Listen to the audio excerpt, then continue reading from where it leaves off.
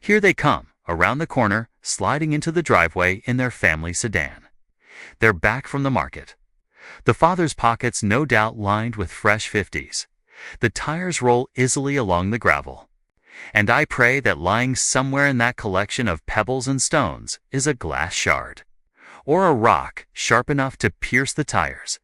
My hopes are dashed as the car slows to a stop, the engine fading to silence. The youngest one, the boy, gets out and hurries to the front door. "No need to rush," the father proclaims as he strolls outwards in a warm winter coat, his fingers escaping the clamp of the slammed car door behind him.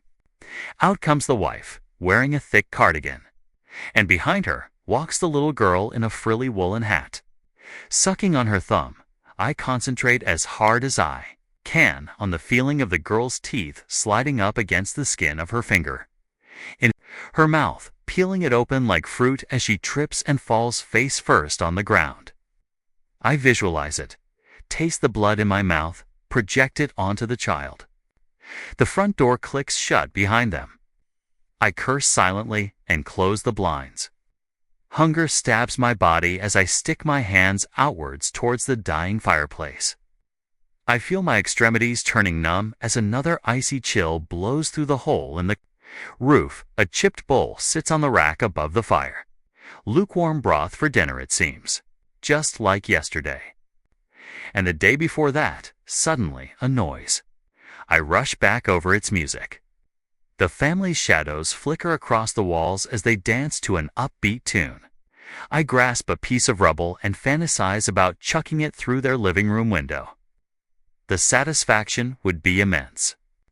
The immediate screams of the mother, followed by the wailing of the children and the sheer confusion of the father as he scrambles to his feet from his armchair. The broken glass crinkling under his slippers. I scowl and slink to the back window. An ugly field of greenish-brown glares at me, insulting me with its mere presence. Its surface is dry and scabby, a flock of hungry birds pecking at the soil in the hope of a quick meal. I scan along the grassy patches, checking for any slight disturbance in the dull colors. Any hint of yellow. I thought I saw one the other day, a gleaming nugget lying on the earth. I sprinted towards it, eyes as wide as saucers, when a patch of loose soil dislodged my footing and sent me tumbling head over heels. By the time I had gotten up, the nugget was gone, and in its place was a dead squirrel. Its insides burst open. I glanced around, but the family was nowhere to be seen. Those bastards. They were probably sniggering to themselves as I shambled. Back to my house, the nugget clenched within the father's greedy fist. I spend most of the day spying on them, sneaking up for a good look. I've been spotted a few times by the youngest son, but they always just dismiss it as him seeing things. An overactive imagination, as they put it. Sometimes he catches me staring from the window. Other times, it's when I'm up close. In the bushes, he reacts the same way regardless, whimpering pathetically at first, then running back inside the house or hiding where he thinks I can't see him. Little wimp, I overhear their conversations a lot. They must know I'm nearby because they only talk about mundane topics that they think I wouldn't be interested in. The father brings up his job, but it's a guise for how they truly make money. He drives a few miles away to sell the amount they stole from the previous day, while the children get to work pilfering the newly emerged pickings. Under the command of the mother, I tried everything. I stayed up countless nights watching the land like a hawk. I dug pits 10 feet deep, trying to distinguish between a mole hole and a tunnel scratched through the ground by an 8-year-old boy. I checked my rainwater bucket for hallucinogens and watched the skies for any potential airdrops. Nothing. How they continued to get away with it every night used to baffle me. I had always assumed they must have had access to state-of-the-art technology, the kind of stuff someone like me couldn't dream of. Of course, I never bothered to introduce myself. They pretend I don't exist, that the house opposite their luxury abode is abandoned. I've heard the mother talk of saving up the money to seize the land ownership and renovate the place themselves. The bitch. But they know I'm here. They must do. They know I can't contact the authorities to confront them on their burglary, or they would surely inquire into my state of living. Squatting is a harsh word, but I imagine that's what most call it. It never made much sense. To me, this house is old, falling to disrepair. I can't waste any time tending to its upkeep, lest I sacrifice my safety in the hands of those brutes.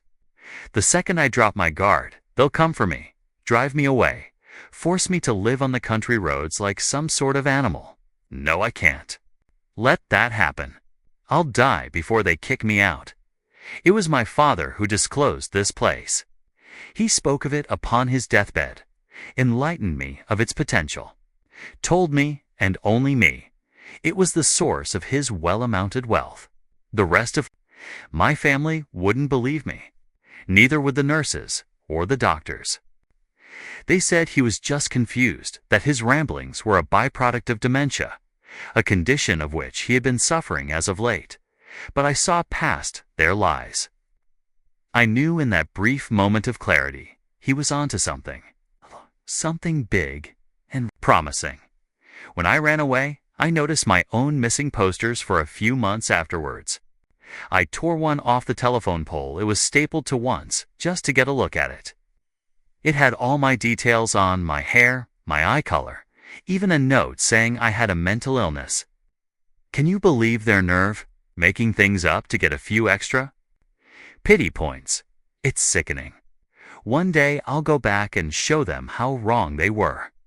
One day the rustling of faraway trees in the wind snaps me out of my daydream. Sounds like there's a storm coming. I shiver and tiptoe to the musty table. In the center of the room, I can't believe it took me so long to figure out how they did it. To think how accidental it was, too. I learnt of their secret by pure chance. They had this horrible mangy mutt, an ugly pit bull, that would occasionally wander around the building. I had to hide whenever it came near, or else it'd bark and shout, and prompt one of the parents to come bring it home. Well, one day, I was feeling particularly moody, and there it went, sniffing the field as per usual. And I had had enough. It didn't take long. I just crept up on it from behind and gave it a quick whack over the head with a rusty shovel. It dropped like a stiff brick, and I dragged it back inside to cook up for dinner. I started slicing pieces off and sticking them on the fire. But that's when I saw it. A teensy glimmer in the flesh, reflecting the light of the moon shining in one of the windows. I peeled the wound a little deeper and found an entire chunk of gold poking through its body. I could barely contain myself. I grabbed a pocket knife from one of the kitchen drawers and sliced its belly open. And what did I find? It was stuffed to the brim with gleaming gold pieces. I remember staring in shock for what felt like hours. For weeks and weeks, I had racked my brain trying to come up with a solution for the family's thefts, and now it was staring me in the face with its milky, lifeless eyes. They were using the dog as a fucking courier, packing it full of pilfered gold and presumably waiting for it to shit it back out again. Their ingenuity was proven, I'll give them that. I scooped it all out and stashed it away underneath the floorboards. I haven't touched it since. As for the body, I stomped on its head a few times and left it sitting outside their front doorstep. The littlest one found it first and gave me the biggest laugh of my life when I saw her stupid face contort and start bawling. Of course, they weren't really sad about the dog. They were sad about the profits they had lost. But they did a damned good job of pretending. They even made a little grave for it in their back garden. Its name was Fido, apparently. The father mentioned it being the fault of a wolf or fox. But I'm pretty sure he knew it was me. It was a message, after all, a way of me saying I had cracked their secret, that I could see what they were up to. I thought I'd put a stop to it once and for all. They would have no choice but to move away and leave me to my lonesome. Now that I'd halted their primary source of income. But they adapted. Those clever bastards adapted. My gold is still Nowhere to be found. The field lies bare. I know for a fact there's no new dog. So what's happening? I have a theory. The parents have been pushing the little boy to get closer to the house to build up his confidence. I saw him playing nearby just the other day with a couple of sticks. What's that got to do with anything, you may ask? Well, if they could smuggle gold through a dog's body, they could surely do the same with a child's, right?